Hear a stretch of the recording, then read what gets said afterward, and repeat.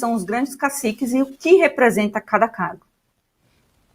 Ainda no evento do PSB, em nome da soberania nacional, Lula volta a criticar o governo Trump. Vamos acionar o correspondente internacional Ivan Kleber. Ninguém deve se intrometer no Brasil, disse o petista a militantes de esquerda em congresso do Partido Socialista Brasileiro. Dá para levar a sério, Ivan? A gente vai entender aqui com o nosso querido correspondente. Ivan, boa tarde. Seja muito bem-vindo ao Jornal da Oeste. Olá, Geisiane, Fabiana, Josi. Pois é, e uma saudação, obviamente, a toda a nossa audiência aqui do Jornal da Oeste. Estamos caminhando a passos largos para uma crise diplomática entre Brasil e Estados Unidos. Isso se a crise já não está instalada, então passaríamos aí a uma escalada desta crise. Eu não consigo me lembrar na história recente do Brasil um momento de atrito tão grande entre o governo brasileiro, entre o Brasil e uma administração americana, um governo americano. Agora, as falas de Lula, ele também acusou, não é, os Estados Unidos de fazerem, vou usar aqui as palavras do Lula, né, fazerem guerra para matar pessoas. Foi mais ou menos isso que ele disse. Isso, por enquanto, ainda não tem uma grande repercussão nos Estados Unidos, mas não me surpreenderia se nas próximas 24, 48 horas tivéssemos uma resposta americana a essas declarações de Lula. Tem um ponto interessante aqui. Lula não fez comentários quando o ministro Barroso disse que pediu auxílio à administração Biden na questão das eleições 2022. E aí, onde fica a soberania nacional neste caso? Lula, aparentemente, em 2022, não estava tão preocupado assim com a questão da soberania nacional. Agora, a gente precisa também, Geisiane, fazer uma análise mais profunda, talvez não do que esteja acontecendo em Washington nesse momento, mas sim em Brasília. Começam a chegar informações de lá que existe uma certa discordância entre o Supremo Tribunal Federal e o Itamaraty, a maneira que o Itamaraty teria respondido aí às declarações de Marco Rubio.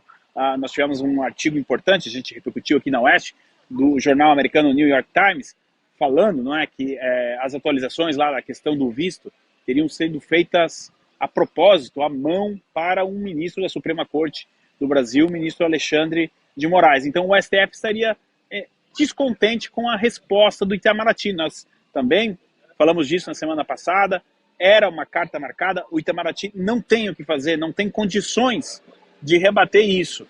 Então talvez as falas de Lula sejam uma maneira de tentar dizer, olha, eu estou aqui dentro do possível fazendo a minha parte, quer dizer, mais que chamar os Estados Unidos de um país assassino, não é mais que isso que ele poderia fazer, não é? A tendência é, repito, levar a uma ruptura, talvez ruptura seja um termo muito forte, mas a uma crise diplomática entre o Brasil e os Estados Unidos. Quem diria, Geisiane, que estaríamos aqui comentando falas de um presidente brasileiro dizendo que os Estados Unidos é um país que mata pessoas? Coincidência ou não, se você me permitir, Geisiane, trazer uma informação aqui também, porque eu achei muito semelhante as falas. O cantor da banda U2, o Bono Vox, ele foi ao podcast do Joe Rogan e disse que por conta do corte do apoio financeiro, né, através da USAID nos Estados Unidos, então pessoas estavam morrendo. O Elon Musk já respondeu chamando o Bono Vox de mentiroso e idiota, mas a fala do Lula é muito semelhante com a do Bono Vox. Será que teria alguém acima desses dois passando essa orientação para que eles dissessem isso? Isso obviamente que é uma pergunta que eu não tenho a resposta, Geisiane.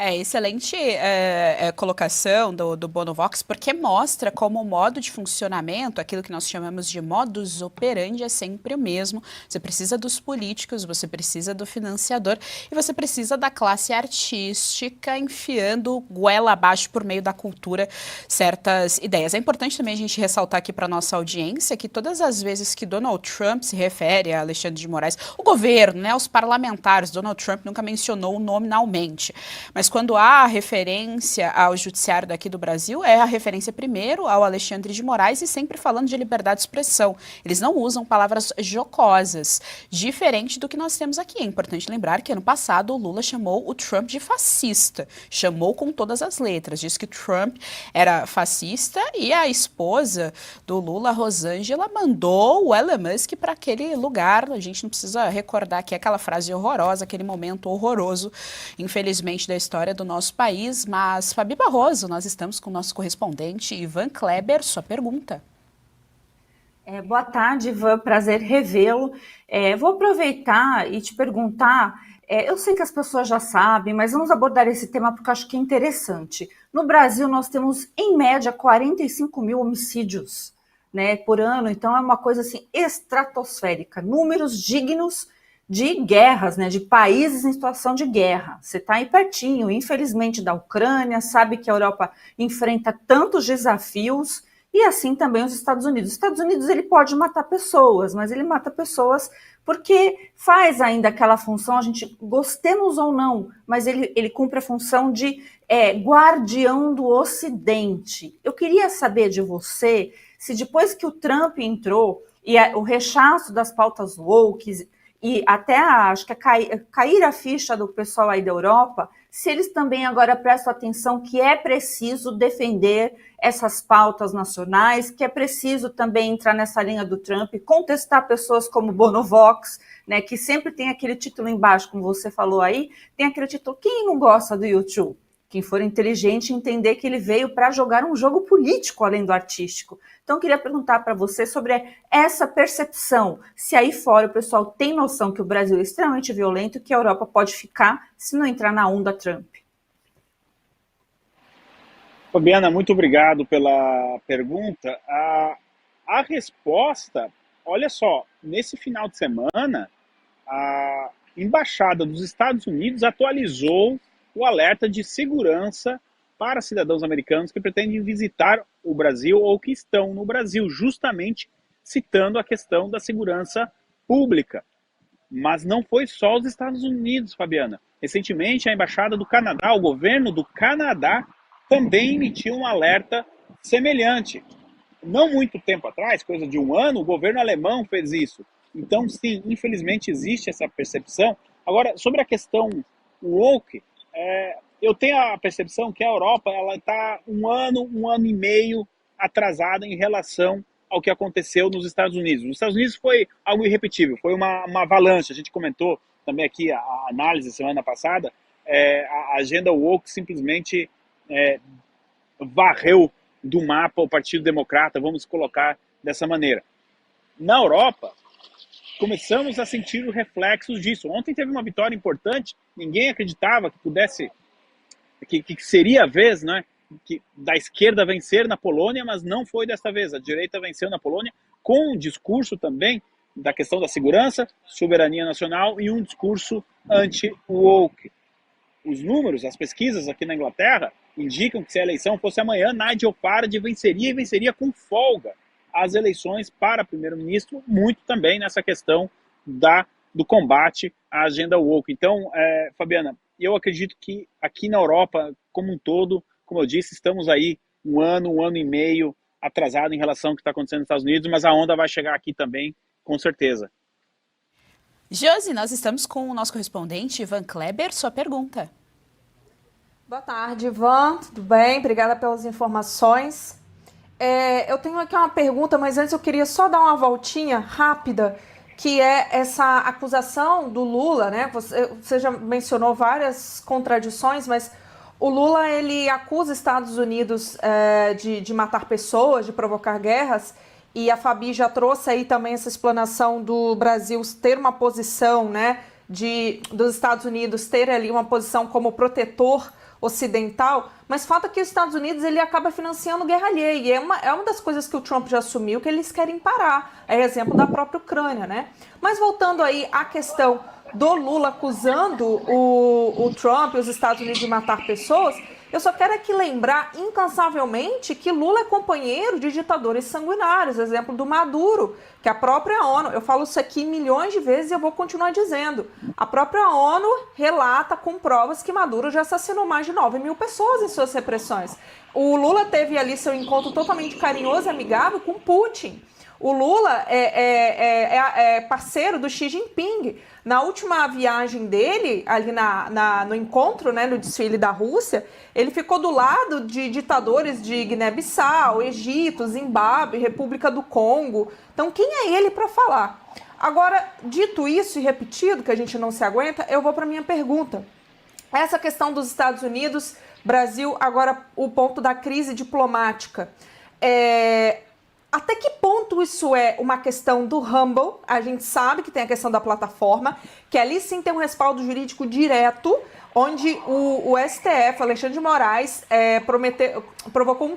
cometeu um crime relacionado à legislação americana por conta do princípio da liberdade de expressão ali.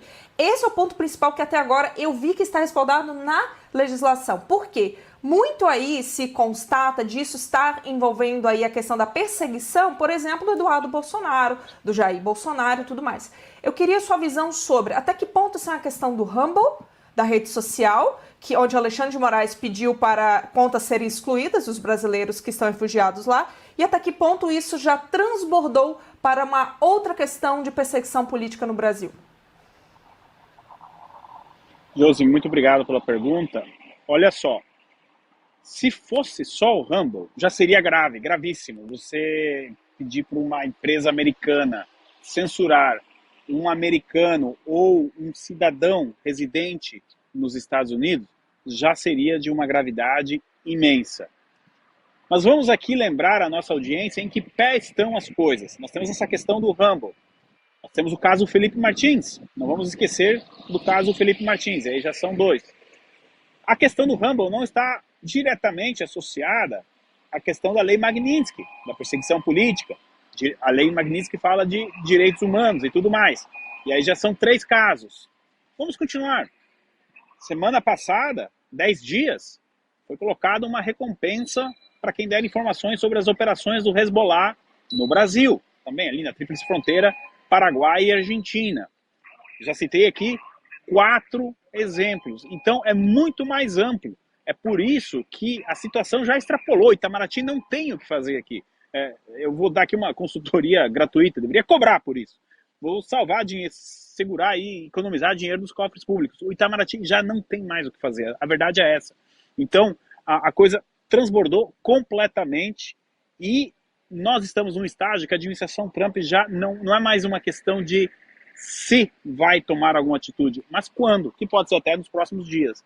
Então, Josi, é algo muito mais amplo e o principal ponto de todos, em termos geopolíticos, é essa aproximação do Brasil com a China. Ela vem num momento em que a administração Trump está cada vez mais focada no que acontece lá em Taiwan, e alguém pode dizer, mas por que então o Brasil seria um problema? Pois é, mas essa aproximação do Brasil com a China, da maneira que está sendo feita, não ajuda em nada a causa diplomática das relações entre Brasil e Estados Unidos.